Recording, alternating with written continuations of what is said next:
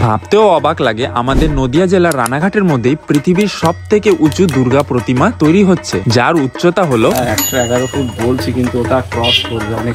আর হ্যাঁ, তোমরা যদি এই দুর্গা ঠাকুরটি দেখতে আসতে চাও তাহলে তোমাদের পুরো ভিডিওটুকু দেখতে হবে। তো বন্ধুরা, তোমরা দেখতেই পারছো এটা হলো একটা কাশবন, আর এখনো কিন্তু কাশফুল ফোটেনি।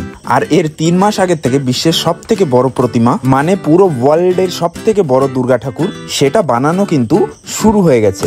আমি ব্লগটা স্টার্ট করলাম কালীনারায়ণপুর ব্রিজের নিচ থেকে, আর সামনে আমাদের সাথে আরেকজন অ্যাড হবে, চলো দেখাচ্ছি। হ্যালো বন্ধুরা, আজকে আমরা এমন জায়গায় যাচ্ছি যেটা আমার ভাবতেও অবাক লাগছে যে আমরা এরকম জায়গায় যেতেও পারি। সত্যি কথা, এটা মানে সত্যি অবাক লাগছে যে সত্যি যাচ্ছি। কারণ আমাকে সাগর হট করে ফোন করে বলছে যে দাদা এরকম জায়গায় যাবো, তুমি কি রেডি? আমি যে ভাই আমি রেডি। আমিও তো মানে আমার অনেক দিনের ধরে ইচ্ছা ছিল, যবে থেকে শুনেছি, মানে নিউজে পর্যন্ত এসছে। তো এটা শোনার পরে আমিও যাবো। তো ওরা যখন বললো আমার খুব ভালো লাগলো, যাচ্ছি, সিরিয়াসলি যাচ্ছি। তো কোন জায়গায় যাচ্ছি বলে দেবে। আমরা যে জায়গায় যাচ্ছি সেই জায়গাটা তোমরা যদি দেখো একবার, তাহলে অবশ্যই যেতে ইচ্ছা করবে তোমাদের। আর আমরা কিভাবে যাচ্ছি, কোথা দিয়ে যাচ্ছি, সব ঠিকানা ডিটেলস তোমাদের দিয়ে দেবো। আমরা কিভাবে যাচ্ছি? আমরা বাইকে যাচ্ছি। তো যেভাবেই যাচ্ছি, যেখান দিয়ে যাচ্ছি, তোমাদের ঠিকানা দিয়ে দেবো, তোমরা চলে এসো। পুরো ভিডিওটা দেখো, না হলে তোমরা ঠিকানা জানতে পারবে না, ঠিক আছে? ভিডিও না দেখো, প্রচুর মিস করবে। মাঝে মাঝে বিরক্ত লাগে, ঠিক আছে? কি মিস করে মানে ধারণার বাইরে। আমরা সবাই প্রত্যেকজন এক্সাইটেড বিশাল। চলো যাই, আর প্রত্যেকটা জিনিস সাগর আস্তে আস্তে দেখাচ্ছে। এনজয় করো জাস্ট ব্লগটাকে, কেউ স্কিপ করবে না, ঠিক আছে? আমরা বেরিয়ে পড়লাম পাঁচবেরিয়ার ভিতরের রাস্তা দিয়ে। সেই লোকেশনটা কিন্তু দারুণ লাগছিল, একবার তোমরাও দেখে নাও, লোকেশনটা খুবই সুন্দর লাগছে। আর বন্ধুরা, এই রাস্তাটা আমাদের বঙ্কিমনগর হয়ে সোজা ধানতলায় যেয়ে উঠবে। আমি এই ডিটেলসটা দিচ্ছি তার কারণ আশেপাশে যারা বন্ধুরা আছে তারা যাতে আসতে পারে, আর যারা দূরের থেকে আসবে তাদের ডিটেলসটা আমি পরে বলে দিচ্ছি যে তোমরা কি করে আসবে। তো তোমরা দেখতেই পারলে আমরা কোন রাস্তা ধরে আসলাম, আর এটা হলো ধানতলা বাজার। আমরা আস্তে আস্তে দেখো কোথায় আটকে গেছি, অবস্থা দেখো রাস্তা। আর কি করে যাবো আমরা?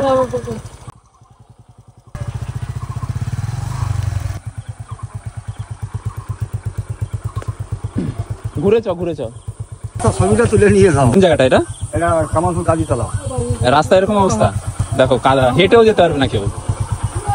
সবে এক নম্বরে দেখালাম, হ্যাঁ, তার সঙ্গে কোথায় গেল, সাথে গাড়ি নিয়ে গেল,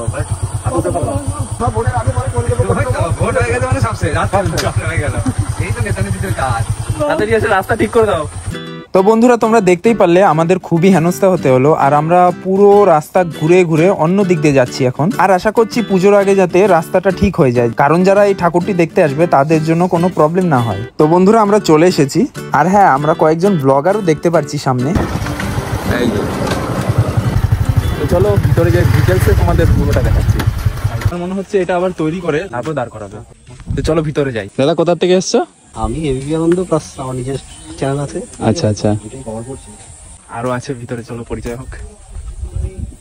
আঙুল গুলো দেখো, আমার সমান একটা আঙুল। ওই তো ওখানে একটা বানাচ্ছে না? ভাবতে অবাক লাগছে যে চোখের সামনে দাঁড়িয়ে এত বড় একটা প্রতিমা দেখা, আর কিভাবে বানাচ্ছে সেটাও দেখা। একটা মানুষের একটা কেমন কিউরিসিটি হচ্ছে। আর আমি সব থেকে ভাবছি মামার থিঙ্কিং এটা আছে, এত বড় প্রতিমা রেডি হয়ে যাবে, তোমরা কিন্তু যখন আসবে পুরো কমপ্লিটটা দেখতে পাবে, আর আমরা পুরো তৈরি করাটা দেখছি, ঠিক আছে? আর সেটাও তোমাদের দেখাচ্ছি। কমপ্লিটটা আমরা যে কমপ্লিট হচ্ছে সেটা আমরা দেখছি, আবার কমপ্লিট হয়ে গেলে আমরা আবার আসবো দেখছি। হ্যাঁ, এটা তো দেখতে হবে না যে কিভাবে তৈরি হলো। দেখো এখানে শুধু একটা আঙ্গুল তৈরি হচ্ছে, আর এখানে এসে আমরা শুনতে পেলাম যে এটা 3 মাস আগের থেকে তৈরি হচ্ছে, আর এখনো 3 মাস প্রায় বাকি। টোটাল 3-7 মাস। বুঝতে পেরেছো কিরকম একটা? তো এখানে যারা কাজ করছে তাদের কাছে কিছু বাড়িয়েছে ভালো। দাদা কখন থেকে কাজ স্টার্ট হয়েছে তোমাদের? কাজ সকাল 6টা থেকে শুরু। আচ্ছা, আর কতক্ষণ চলে? 2-3 জন শিল্পী চলে গেছেন দুপুরবেলা। আচ্ছা, 6টা থেকে সন্ধ্যে 6টা পর্যন্ত কাজ। আচ্ছা। তো তোমরা দেখতেই পারছো এখানকার শিল্পীরা দিনরাত হেঁটে কত সুন্দর কাজ করছে, আর মায়ের মুখটিও কিন্তু খুবই সুন্দর হয়েছে। ফাইবারে তৈরি আছে। আচ্ছা, ফাইবারের কেমিক্যাল। ওকে। আর তোমরা একটা জিনিস দেখো, এই যে জিনিসটা দেখছো আমার হাতে, এইটা দিয়ে পুরো ফাইবারটাকে বানানো হচ্ছে। আর এটা একবার না, এটা অনেকবার করা হচ্ছে। আঠা জাতীয় কিছু একটা দিয়ে একটার উপরে একটা বসানো হচ্ছে, আর এত কিছু করার পরে কিন্তু জিনিসটা মজবুত হচ্ছে। ওই পাতলা পাতলা কাগজের মতন জিনিসটা দিয়ে ফাইনাল রেজাল্ট কিন্তু এটা আসছে। অ্যাকচুয়ালি ফাইনাল না, আরো কিছু তো কাজ আছেই, এখনো অনেক কাজ বাকি আছে। আচ্ছা দাদা, এবার কি মনে হচ্ছে কিরকম অবস্থা হবে পুজোর সময়? পুজোর সময় তো দারুণ হবে, বিশ্বের সব থেকে বড় দুর্গা হচ্ছে এখানে। 111 ফুট বলছি, কিন্তু ওটা ক্রস করবে অনেক। ফাইনালটা কবে জানতে পারবো এটা কতটা উচ্চতা হতে এটা পারে? যখন সেটিং হবে, হ্যাঁ। এখনো ধরো ওই পুজোর আগে আগেই জানা যাবে। ওটা একটু সিক্রেট রয়েছে, 10 দিনে 5 দিন আগে হয়তো জানা যাবে ওই। তবে যেটাই হচ্ছে বড়, বিশ্বের বড় হচ্ছে। এখন ওই মরিশাসের দুর্গা আছে একটা 108 ফুটের, আচ্ছা। সেটাও ক্রস হচ্ছে। আসামের যেটা বর্তমান গ্রিস ওয়ার্ল্ড বুকে আছে সেটা 100 ফুটের, সেটাও ক্রস হচ্ছে। তো এটা কি গিনেস বুকের নাম রেকর্ড করবে? অলরেডি আমরা অ্যাপ্লাই করেছি, আচ্ছা। 1 সপ্তাহ মতো হয়েছে।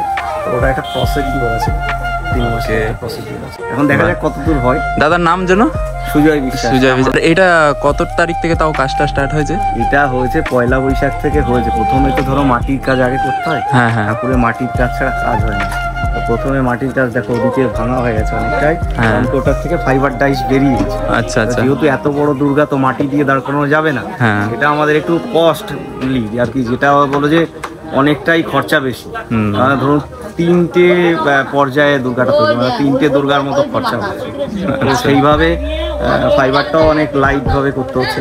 তার মধ্যেও অনেক কিছু যাচ্ছে, ফাইবারের মধ্যেও লোহার স্ট্রাকচার সমস্তটাই যাচ্ছে। ফাইবারটা তৈরি হচ্ছে ওই যে ওইভাবে না? হ্যাঁ, ওই তো ওই যে ফাইবারের কাজ চলছে। হ্যাঁ। ওটা ডাইস তৈরি হয়েছে, এটা ডাইস থেকে আবার মল্ট তৈরি হবে, এর মাঝে ওই লোহার পাইপগুলো পাতিগুলো যাবে। হ্যাঁ। তো সেইভাবেই কাজ হচ্ছে, মোটামুটি অসুবিধা হবে না। এটাই হোক একটু খরচা বেশি, কিন্তু কাজ সম্পন্ন হবে। তো দাদার কাছ থেকে সমস্ত কিছু শুনে নিলাম। আর তোমরা দেখো এই জায়গাটিতেই মাটি মাখানো হয়। এই আঙুল দিদি এরকম করে টোকা মারে, আমি ওই নারকেল গাছের টোকা আগে এইভাবে ভাই তোমাদের বাড়ি এখানেই? আমি একটু তোমাদের উপর থেকে দেখাই প্রতিমাটাকে। মনোজিৎদা উপর থেকে দেখবো নাকি? তো বন্ধুরা, তোমরা এই দুর্গা প্রতিমার হাইটটা শুধু একবার দেখো, কতটা বড় লাগছে। কিরকম লাগছে তোমাদের কমেন্টে একবার জানাও।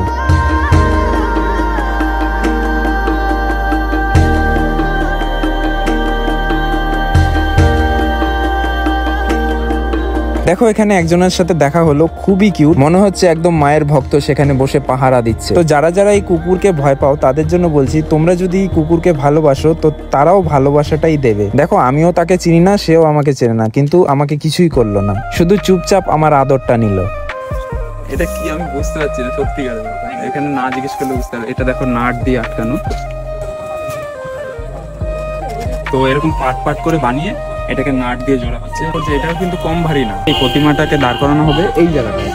তোমরা কিন্তু বুঝতে পারছো এই জায়গাটাতে প্রতিমাটাকে দাঁড় করানো হবে। তোমরা কিন্তু এখনো লক্ষ্মী, গণেশ, সরস্বতী এগুলো কাউকে দেখিনি, এখনো রেডি হয়নি, সেটাও রেডি হবে।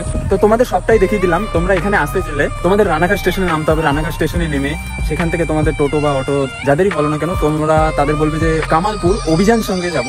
তো তোমাদের ডাইরেক্ট এখানে এসে নেওয়া হবে। আর যারা গাড়ি নিয়ে আসবে, বাইক নিয়ে আসবে, তাদের বলছি তারা ম্যাপের মধ্যে সার্চ করবে কামালপুর অভিযান সংঘ, তো তোমাদের ডাইরেক্ট এখানেই নিয়ে চলে আসবে, এই লোকেশনেই চলে আসবে। ঠিক আছে? তো গাইজ আজকের মতন ভিডিও এটুকুনি। সবাইকে tata, love you so much guys. দেখা হচ্ছে নেক্সট ব্লগে।